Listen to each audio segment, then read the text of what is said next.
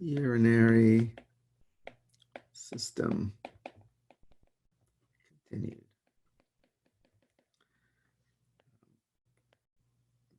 It probably makes sense to do it in yellow there.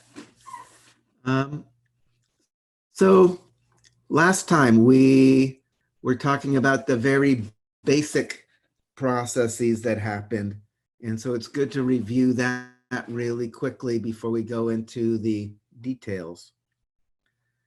There was like the afferent arteriole coming in into the glomerulus, the little leaky capillaries, and the efferent arteriole, which left.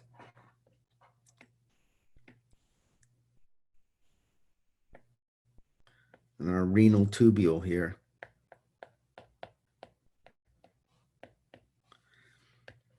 And our peritubular capillaries here.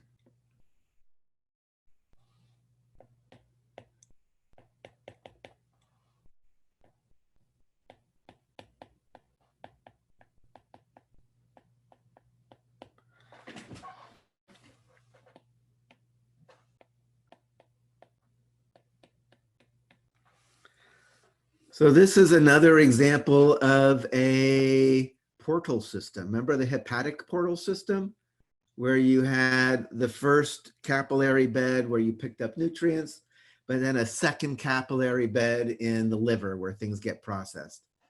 This is another portal system, 2 capillary beds.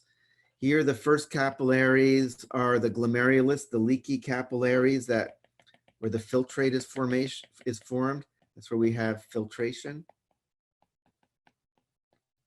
And if you remember from last class, you're making a lot of filtrate, something like 180 liters per day. So that's obviously not your urine. That's way too much volume. So first capillary bed is the glomerulus. Second capillary bed is the peritubular capillaries, where you have 2 things going on. You have the reabsorption, where you are bringing back the things you want to keep. Again, a lot of that, you're reabsorbing 99% of the water, right? You're only going to pee out about like a couple of liters of urine a day. So like 99% of the water gets reabsorbed back into the body, into the bloodstream. You're reabsorbing all of the nutrients that you want to keep. We're going to talk about like glucose and things like that that end up in the filtrate. You reabsorb salts depending on what your body's needs are. You know, we talked about the functions of the urinary system being electrolyte balance, right? So how much salt you reabsorb depends on how salty you are. If you are trying to conserve salt, you'll reabsorb more of it. If you are already got too much, you've been eating pretzels all day, you're going to probably let it go and just get excreted out in the urine. So reabsorption will depend on your body's needs. We talked about tubular secretion. This is if there is stuff in your blood that you want to get rid of, you can actively pump it out of the bloodstream into the tubule where it will become part of your urine and leave your body. So these are the basic processes. This filtration, which happens in the glomerulus, this reabsorption and secretion, which happen between the peritubular capillaries and the renal tubule. And what we're going to do now is look more into detail at all of these. We're going to start at the glomerulus, look a little more in detail at what is driving the filtration. And then we'll get into the details of the tubule, which is way more convoluted than I drew it. Here I drew the tubule as this nice long straight thing, but in reality, you know, just by the names of the different sections, you know it's gonna be messy. It's got the proximal convoluted tubule and the loop of Henle and the distal convoluted tubule. You know, it's got all these different parts that sound like a roller coaster ride. So we will go into the details of what's going on here. But first, let's begin at the glomerulus.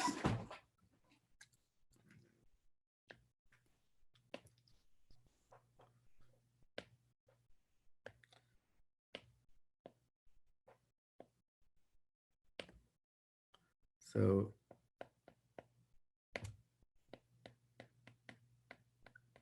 the afferent arteriole is coming in.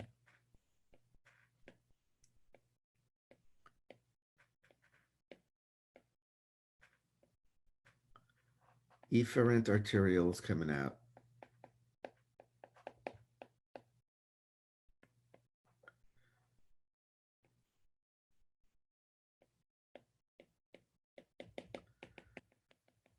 And again, the glomerulus are fenestrated capillaries. They are leaky capillaries. So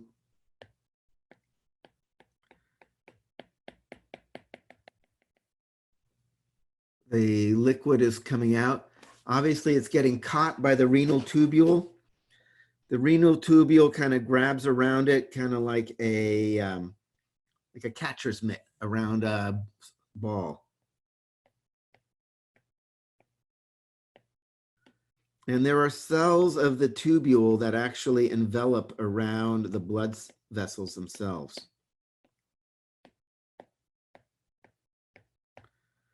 So this filtrate is getting kind of coming down. If you look at the capillary in more detail,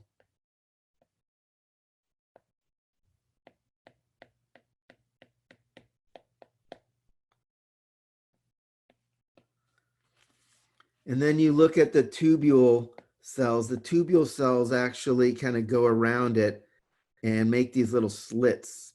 They kind of, you can think of it like fingers. Think about interdigitating fingers with little slits between where the fingers are. So you end up getting, again, the blood vessel that has pores in and of itself because it's fenestrated. These cells that are now grabbing around it to create these little filtration slits. Where's my text? Sometimes they call them slit pores or filtration slits from what are called podocytes. Podocytes are just the names of these cells that are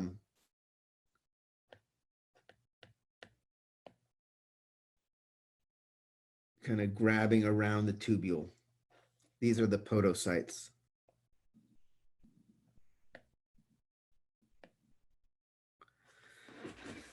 So a combination of these slit pores as well as the actual little fenestrations of the capillaries create this filtration membrane.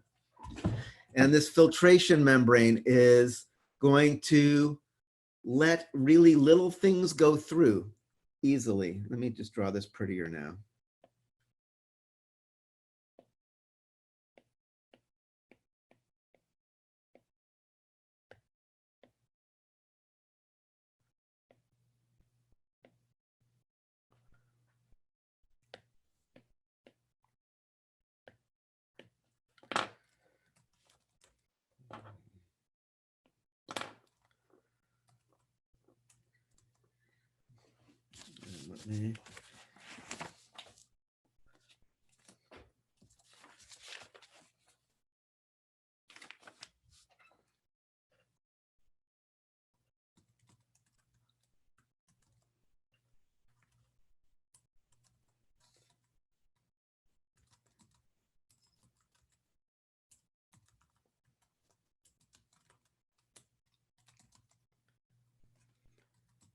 What is NM? What's a nanometer?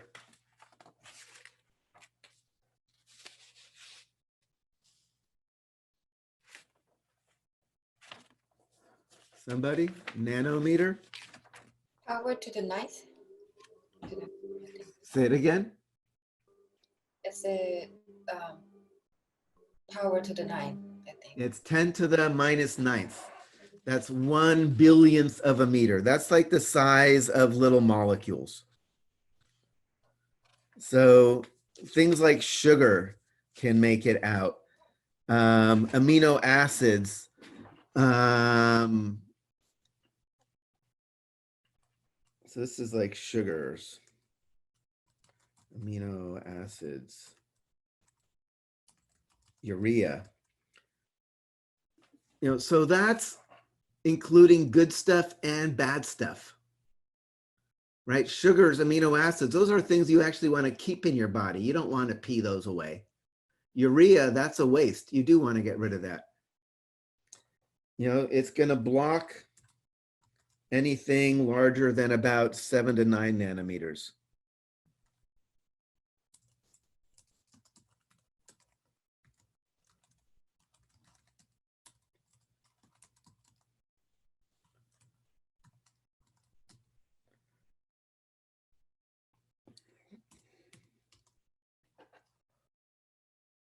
So this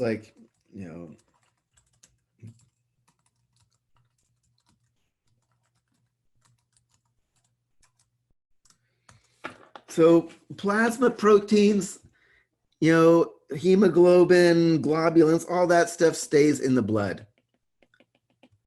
Water and all this small stuff, good and bad stuff, is leaving. Again, this is part of that reabsorption, is you're going to have to pull back the good stuff like the sugars. And when that isn't working totally, like we're going to see in diabetes, and part of our urinalysis is looking for sugar in the urine. If there is sugar in your urine, it hasn't been reabsorbed, something's usually wrong. Okay. So we should now, we're going to give you a couple of words. The thing that's driving, or the rate of this production, rate of filtrate formation.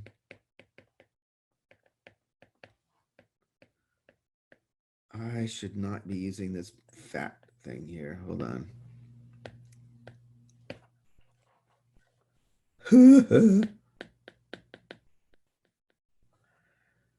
Just type.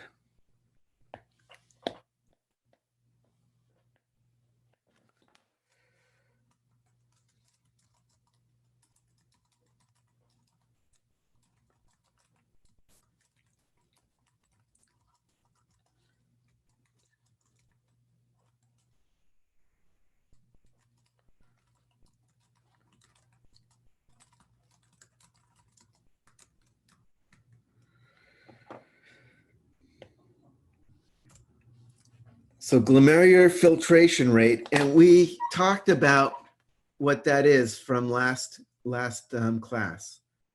Do y'all remember what we figured it was going to be in general across both kidneys?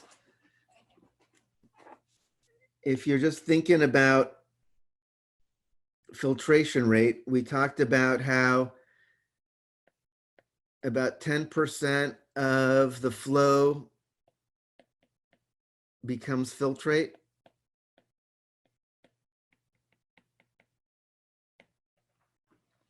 And then we talked about how you have about 25% of your cardiac output going into your kidneys, right? So if we had 5 liters per minute is your cardiac output,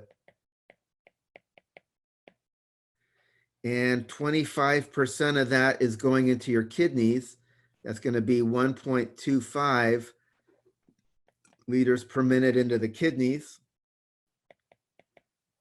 into the renal arteries.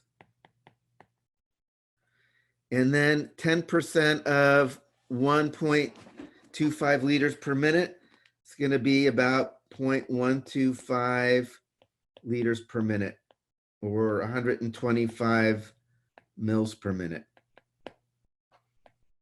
So this is a typical glomerular filtration rate, is about 125 milliliters per minute. So that should make sense. Again, we know 5 liters per minute is your cardiac output. 25% of that is going into your renal arteries, into your kidneys. 10% of that flow into the glomeruli is actually leaving as filtrate. So that leads us to this 125 mils per minute of filtrate being formed. We are going to come back to this in a few moments when we go into detail about what's going on in the what we call the nephron, that whole renal tubule. So don't forget this. And I should mention there are a couple of different ways to, non-invasively assess somebody's glomerular filtration rate. One way is looking at creatine levels in the urine. Though the basic idea here is you're assuming it's like one of the byproducts of muscle metabolism. You're assuming it's getting formed at a relatively predictable rate in your body. So it should be showing up in your urine at a certain amount per amount of time. So by looking at creatine levels in your urine, you get some sense of, is the filtration rate normal?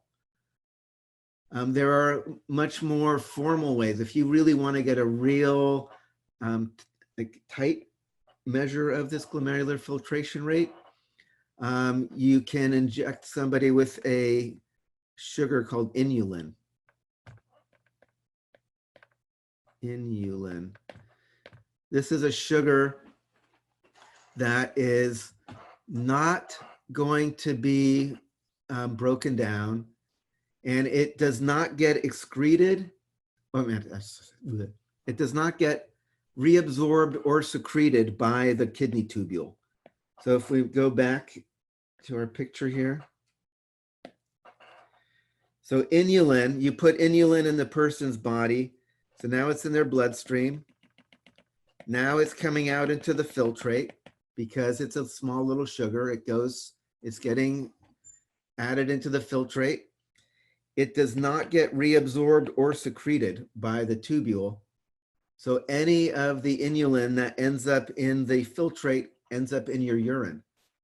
So what you can do is you give somebody a certain amount of inulin and you can see that rate that it's showing up in your urine as you're peeing it out. So you can get a direct measure of what is the actual glomerular filtration rate in your kidneys. So, and that is an important thing, looking at kidney function, making sure that that filtration rate is adjusted properly. If it's too slow or too fast, it affects the ability to do this reabsorption and secretion. If the filtration rate is too slow, you're not going to be making enough of the filtrate to kind of adjust the blood. If the filtrate's coming through too fast, you actually don't have time to reabsorb everything that you need, for instance.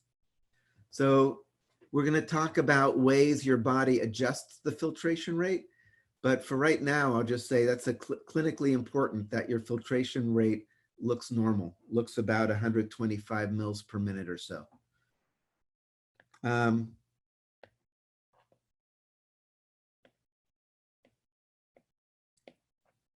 Here's my glomerulus again.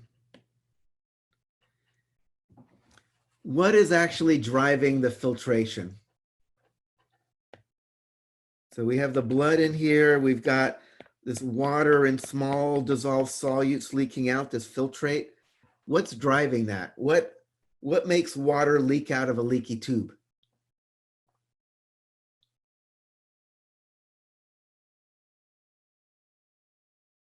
What makes any kind of flow go? A concentration gradient? No. No, that's more about diffusion of molecules. Pressure. When you have water, kind of bulk movement of water, what's usually driving that? Pressure? Yeah, pressure. Totally pressure. Excuse me. So this is driven by pressure. There's got to be higher pressure in the capillary than there is in here that keeps the the flow leaving the capillary into the tubule. So that's going to be my NFP, my net filtration pressure.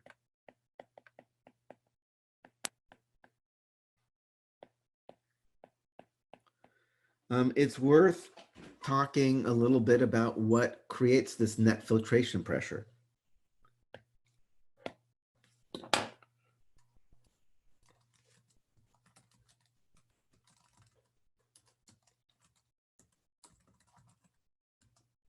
a.m.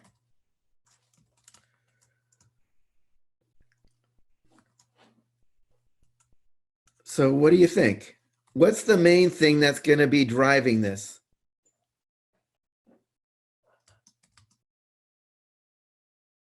Where do we find the main pressure that's driving the fluid moving out of the capillaries into the tubule?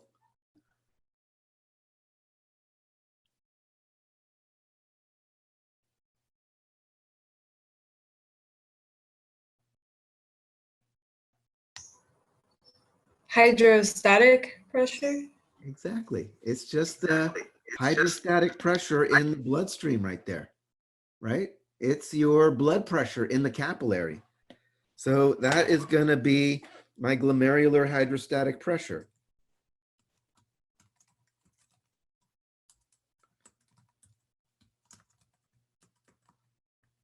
Let me make this smaller. So it's going to be glomerular hydrostatic pressure. That is going to be the main thing that's driving the movement, the pushing the water out of the capillary into the tubule. And then there's going to be two things that are kind of fighting, pushing back. What things are going to be fighting or pushing back on it? The same thing we saw in the capillary bed. Osmotic pressure? Totally. As water leaves the capillary, we're going to have an osmotic pressure pushing back, trying to suck the water back into the capillary, just like we saw in the continuous capillary beds.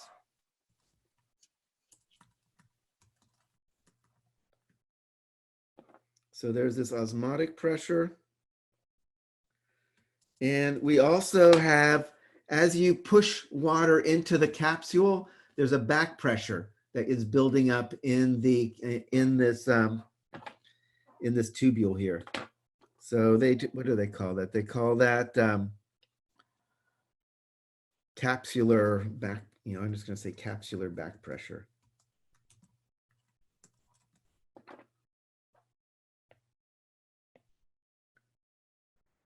So this is my capsule here.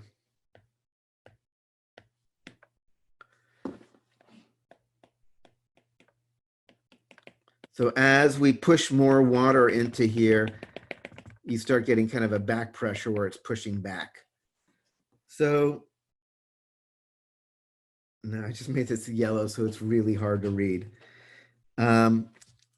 So just to kind of give you a sense of what these numbers are here, this glomerular hydrostatic pressure is usually about 55 millimeters of mercury.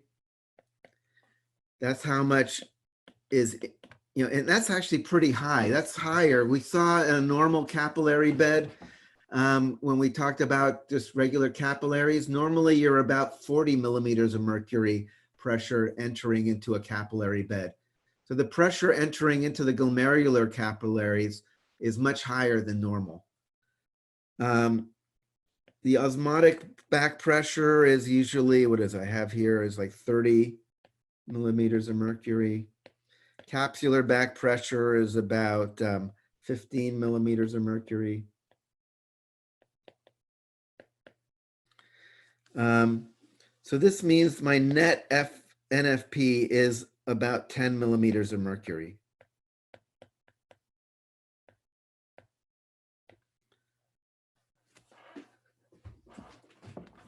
So this is going to tie into the whole renin-angiotensin mechanism. Like, why do the kidneys play such a critical role in controlling your blood pressure and bringing it back up when your blood pressure drops? It's because your kidneys stop working if your blood pressure goes too low, right?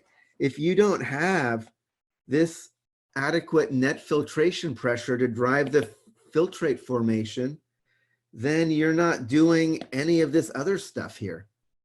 So you need to have that adequate net filtration pressure, which ultimately relies on the blood pressure to drive the filtrate formation, so you can do all the stuff that the kidneys do. So it's really, the kidneys are going to be at the kind of forefront of checking to make sure your blood pressure is high enough, and if it's dropping, tripping all the kind of alarms to bring the blood pressure back up so you don't go into renal failure. So that is this idea, net filtration pressure, which is going to depend very much, again, I can't make the color change anymore, but it's going to depend on this glomerular hydrostatic pressure, which is basically the blood pressure coming in here into the glomerulus. This whole thing here, there's actually, we're going to talk about this in a little more detail. This area here, this is going to be called the Juxtaglomerular Apparatus. This is going to be the actual cells in here that actually release renin. These little arterioles coming in here have little stretch receptors that are detecting blood pressure. And these are the ones that actually start the whole renin-angiotensin mechanism if the blood pressure is too low. So like one of the ways your body controls or makes sure that the glomerular filtration rate is staying constant is these cells here. We're going to talk about this in more detail. It's going to be called, let me just type it out because it's going to be so much easier. And let's make it Juxtaglomerular Apparatus.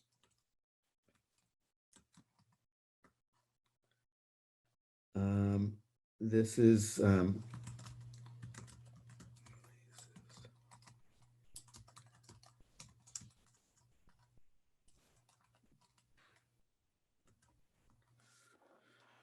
so among other things, we're going to talk more about the juxtaglomerular apparatus, but I just want to kind of introduce it here as this way of kind of saying how important blood pressure is to making sure your kidneys work correctly. It's another reason, there's lots of reasons why low blood pressure is bad. If your blood pressure is too low, you're going to have, you can't actually keep your brain perfused and you're going to faint. But you also, if your blood pressure is too low, your kidneys won't function. You'll go into renal failure because they need a certain amount. That being said, your kidneys can adjust this pressure or adjust the filtration pressure across a wide range of blood pressures. For instance, I'm not, given the amount of time, we're probably not going to get into all the details. Like this juxtaglomerular apparatus has ways to actually constrict the efferent arterioles to try to create more back pressure in here. There's ways to constrict the ingoing thing to, like, if it's too high. There's all sorts of ways to adjust the blood pressure or adjust this net filtration pressure to make sure that the glomerular filtration rate stays correct. Like, I think, what do I have? Do I have it here?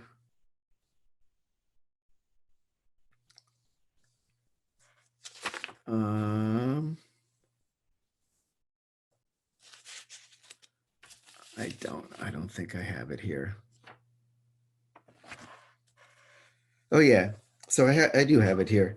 So basically, we're going to talk a little bit more about, but probably not as much as I would have liked.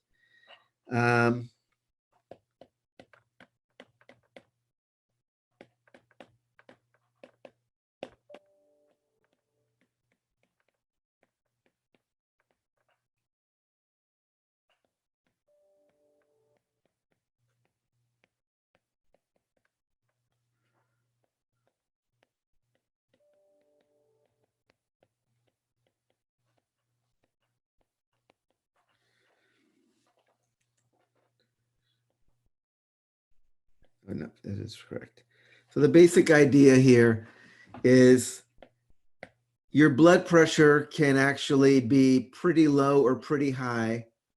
And there are a lot of mechanisms in place that will then react and respond and make sure that this net filtration pressure and hence your glomerular filtration rate stay in your glomerular filtration rate, which should be this, are going to stay in the correct zone so the kidney functions correctly.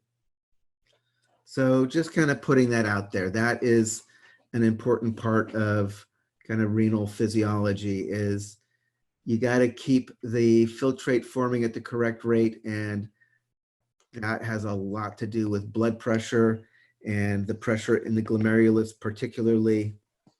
And we'll get back to it a little bit when we revisit the Juxtaglomerular Apparatus. So that is the glomerulus. That's filtration. Filtration, little things like sugars, amino acids are entering in. Big things like proteins are not. You're making about 125 mils per minute, which we said comes out to be 180 liters per day. So the lion's share of that is getting reabsorbed back into your body. So let us take a look at how that works. And give me just a moment here.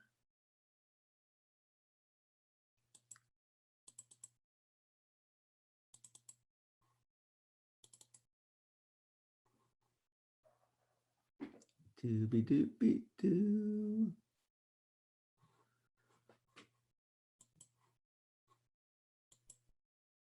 All right. I'm going to just quickly go through some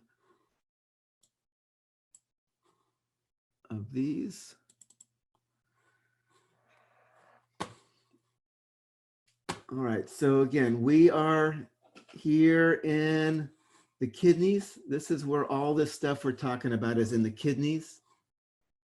And let me get my little pointer thing.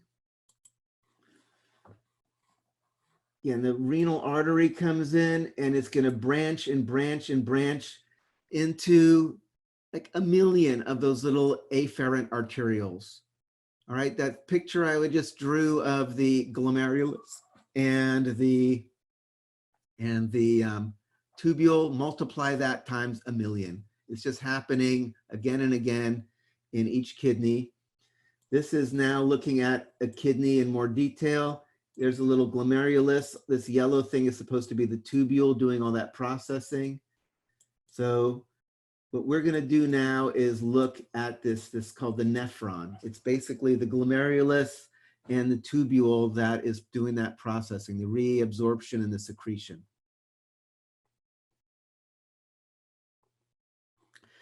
And here we can see the reality is that nephron and that tubule is way more convoluted than what I have been drawing. So here is my afferent arteriole, the arteriole that's entering into the glomerulus. Here is that little Bowman's capsule that is collecting the filtrate.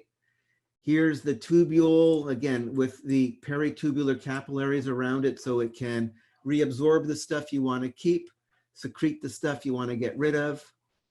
You know, and after all this is done, it's going to the collecting duct and finally out the collecting duct into your ureters, ultimately to become your pee. So what we're going to be doing is looking at this big mess of spaghetti here. And again, this is called the nephron, which is repeated again a million times, you know, the structural and functional unit of the kidney. And each section is doing different stuff. And yeah, I'm looking at the time. We'll go into the basics of what's happening in each of the areas here. Oh, this is kind of cool. This is an electron micrograph of a glomerulus. Yeah, and this is kind of showing those basic processes, reabsorption, secretion.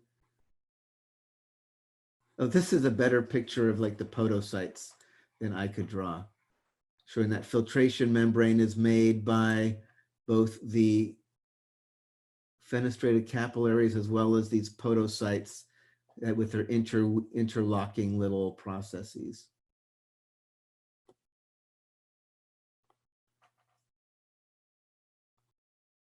This we just all talked about. That should all look familiar.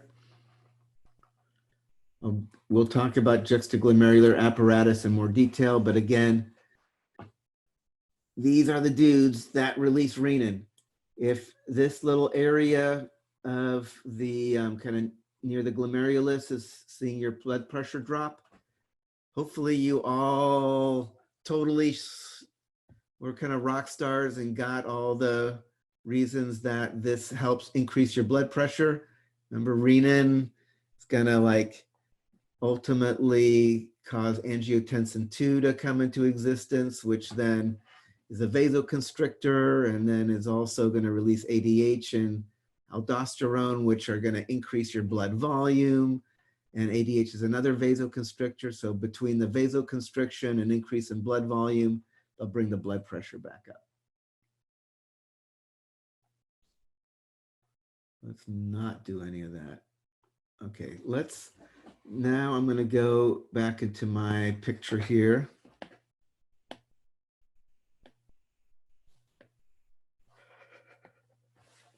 All right.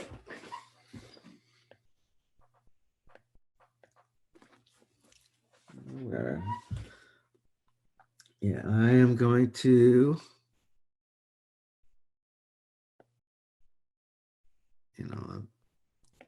you'll have seen me draw a glomerulus about 1 billion times before we're done here. It's supposed to be the glomerulus again. The renal tubule, which is capturing the filtrate. Maybe make it fatter so you can see it better.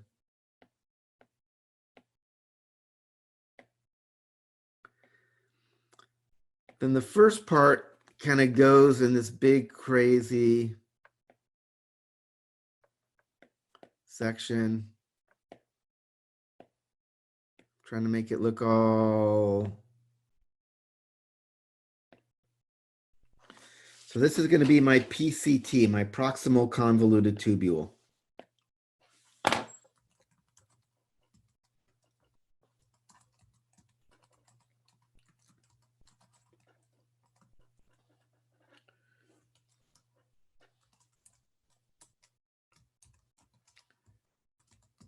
So main area of reabsorption.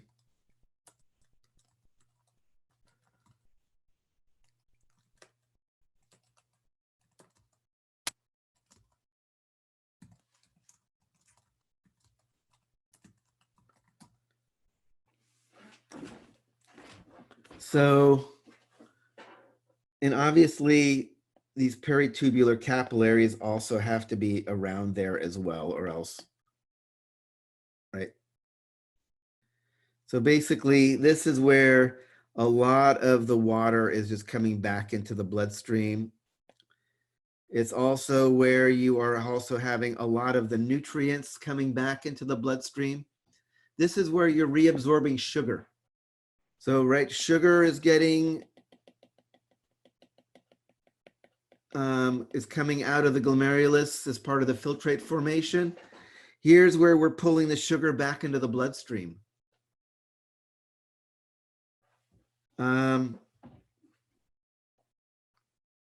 It's actually to make our urinalysis lab make sense. Let's talk about that briefly. How do you think the sugar gets pulled back into the bloodstream? What did we see like as the first or second week of class that lets you pull like sugar across an epithelial sheet into the bloodstream?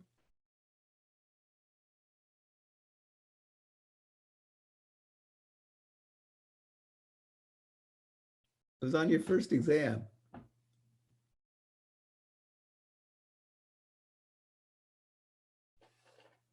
Anybody remember? Would it be the concentration gradient? No, because this is, it's not necessarily going to want to. I'll draw a little picture. Maybe it makes more sense. Maybe it'll ring some bells for you. So here's some epithelial sheet. Here's a blood vessel on one side. And on the other side, it's like, oh my God, there's some sugar that we want. It would be that transepithelial transport, right? Exactly. Yeah, with the sodium and the symport. Exactly. So remember there was like the symport that brought in the sodium and the glucose. And then we had the pump that was pumping out the sodium. And then we also had the glucose carrier to let things come out on the other side. So transepithelial transport.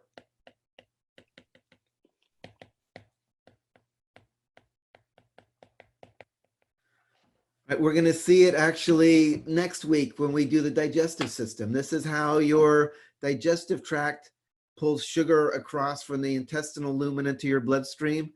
This is also how your kidney tubules are pulling sugar from inside the tubule back into your bloodstream.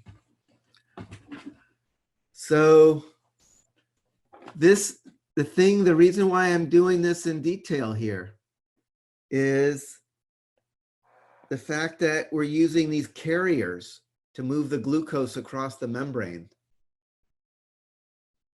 Does anybody remember anything about diffusion if you're actually using a carrier to move the thing from one side to the other? This is going back to like literally the first or second week of class. Yeah, wouldn't it be secondary active transport then? So this is secondary active up here. Down here, because the glucose is going just according to its, Facilitated diffusion.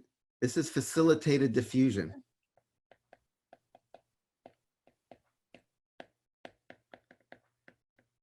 And what do we know about facilitated diffusion? How is it different than regular?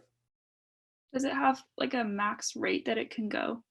Yes, exactly. It has a maximum rate. There's a rate limit to it. And the reason why I'm belaboring this is if we go back, so just remember, we're pulling sugar that's in the tubule. We're bringing it out of the tubule across the wall of the tubule. The tubule is just made out of cuboidal epithelium.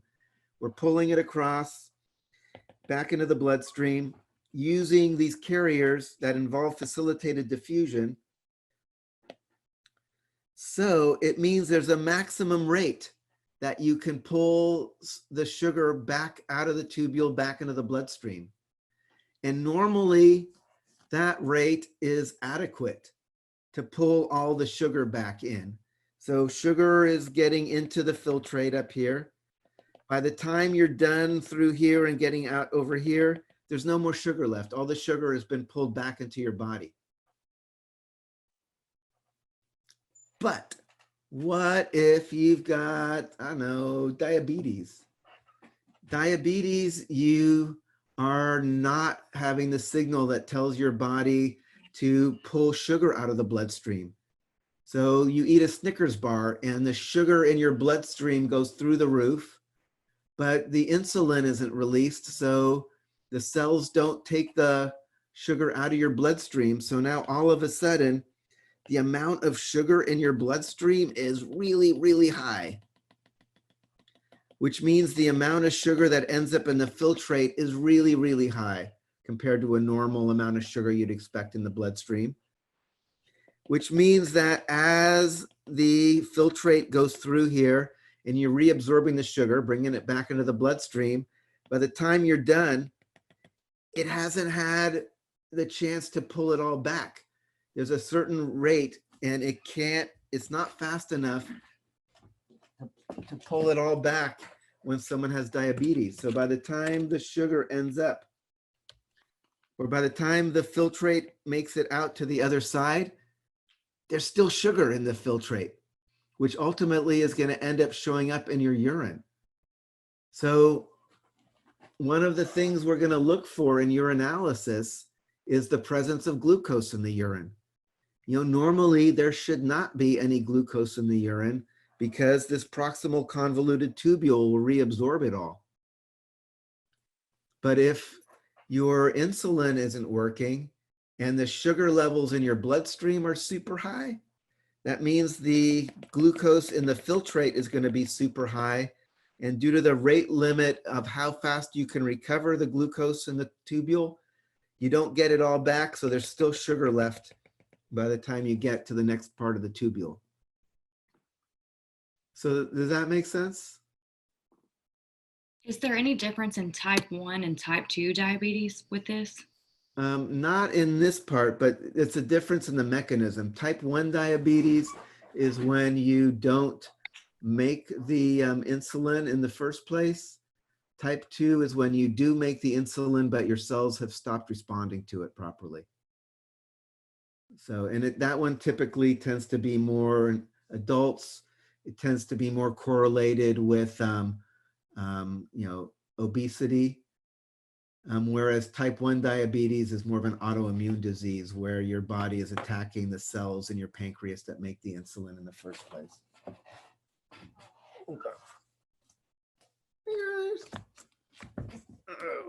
Let's see.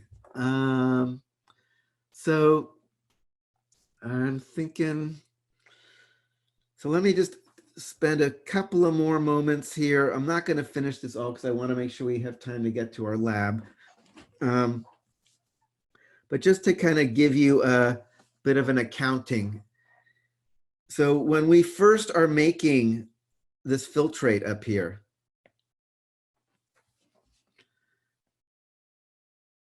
I'm going to round it. Instead of 125 mils per minute, it's going to be so much, the math will be way easier if we do 100 mils per minute. 100 mils per minute filtrate is of formation that's happening. And as we make the filtrate, we leak out water and solute. So if we think about the osmolarity of the filtrate is going to be about 300 milliosmolar still, because that's the osmolarity of your normal fluids. And we're leaking stuff out, water and solute, kind of proportionally. By the time we get to the end of the proximal convoluted tubule, we have recovered 65% of the volume. So there's only like 35%, I mean, like 35 mils per minute now, kind of dripping along here, because we have recovered like 65% of the fluid that was originally getting formed as filtrate. But since we're reabsorbing solute and water, we're still around 300 milliosmolar. So we have brought down the volume quite a bit, but the osmolarity is still about the same. And we're going to see as we go into different parts of the tubule, that is not necessarily going to be the case. The osmolarity in the tubule is going to be altered. We're going to go into the loop of Henle. There's going to be the descending and ascending loop of Henle. There's going to be a distal convoluted tubule. Distal convoluted tubule. There's going to be a collecting duct. But let's talk about that on Wednesday, because I want to make sure we actually do our lab here. So, and I just wanted to make sure I kind of got into this part, because otherwise the presence of sugar in diabetes doesn't really make much sense if you don't kind of get this idea that the first part of the nephron here is actually about reabsorbing that sugar from the filtrate, so it doesn't end up, normally you don't want to pee out your sugar, you want to keep it in your body.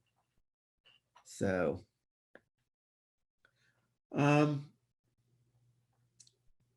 let's see, let's do like a 10-minute break. And that's like 11:40. And then do lab